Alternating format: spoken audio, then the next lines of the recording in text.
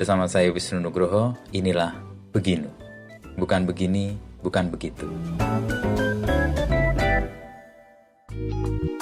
Halo pendengar podcast Beginu, jumpa lagi kita lewat suara. Gak terasa podcast ini sudah masuk ke musim ketiga. Di musim ketiga ini, saya mengajak kalian mendengarkan cerita orang-orang hebat yang menjadi tanda era peralihan tahun 90-an hingga 2000-an. Semoga ada manfaat baiknya untuk didengar dan memberi inspirasi bagi kita semua. Selamat mendengarkan.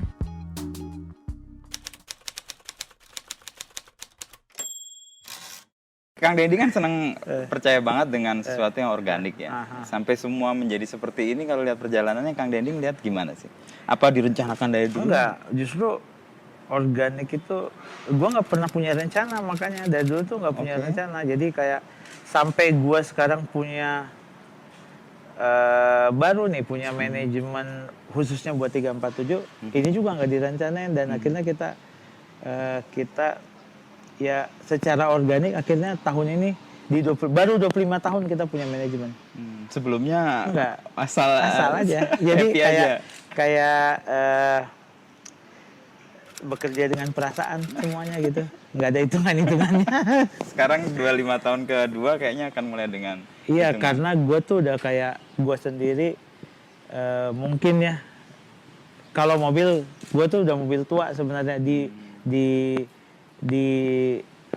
profesi gue gitu. Jadi kayak ya gue harus tahu diri aja gitu, kayak mobil tua harus banyak sensornya loh. Harus supaya banyak, kita alert sistemnya iya, ada karena ya? Lu pengen lebih sustain nggak gitu. Kan masalahnya sekarang gini, ya kalau kita muda itu ya kayak kalau lu muda itu energi lu gede banget gitu, kayak kasarnya gitu, lu nggak akan pernah sakit-sakit lah gitu. Kayak lu pasti kuat sekuat-kuatnya, emang baru semua ininya. Kalau udah semakin orang semakin hidup mungkin kan banyak yang terpakai gitu, kayak pikiran apa semua itu kan. Nah, gua tuh harus bisa adaptasi sama tahu diri aja sih. Jadi kayak gua dulu ke Batu Karas main surfing, gue nggak punya uang, gue yakin gue bisa tinggal 2 bulan di sana. Dan kenapa? bener. Karena gue muda. Kalau orang muda itu bisa semuanya lah gitu. Dan benar, gue 2 bulan sana, gue hidup sama nelayan. Abis surfing, gue cari makanan di laut, terus malamnya kita makan apa yang kita dapat, terus supaya panjang waktunya. Karena masih panjang untuk pagi, killing time-nya kita makan mushroom aja supaya cepat pagi, karena kayaknya seru banget malamnya nih kalau makan mushroom kan. Dan itu nggak bayar, lu cari-cari aja di mana gitu. Jadi itu yang terus gue pergi nggak punya duit, gue bisa ikut truk-truk yang pergi ke Pangandaran itu. Jadi gue tuh bisa perjalanannya bisa sampai naik 7 truk pisah-pisah, jadi nyambung iya, karena gitu ya. ternyata si ini tuh anjing, dia ternyata cuman 500 meter, cuman sekilo jalannya. Tahu gini gua nggak naik gitu, gua mungkin lebih beruntung yang belakang. Nah, jadi disengaja sama truknya karena iya, diterbangin minggir dia. Makanya gua tuh dari dulu tuh percaya yang organik itu, karena gua pun secara organik dulu nggak punya uang bisa sampai ke tempat tujuan gua.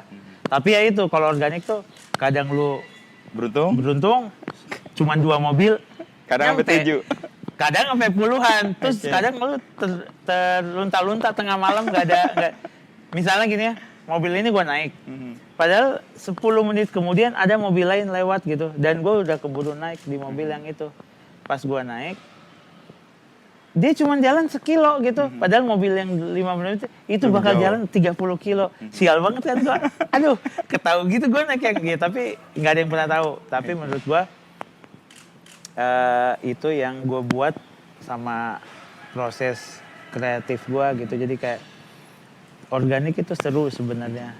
Tapi hidup tanpa rencana tuh beresiko kan? Beresiko kalau udah tua. Cuman itu aja. Tapi selama muda gue mah penganut tanpa rencana. Soalnya tanpa rencana itu ceritanya lebih banyak menurut gua. Dan ceritanya lu nggak bisa tebak, sekalipun dalam mimpi lu gitu. Ada kejutan-kejutan gitu ya, yang nggak terduga. Emang lu nggak pengen dapat kejutan waktu muda? Karena untuk menyelesaikan masalah kayak buat gua sih waktu kalau gua muda sih nggak ada masalah, semuanya nggak ada masalah, semuanya itu kejutan menurut gua. Tapi kalau udah tua gua sih bilang sih, gua kan sekarang udah 50 hampir 50 ya. Jadi gua harus sadar diri bahwa gua harus berencana ke depannya gitu. Karena ya itu tadi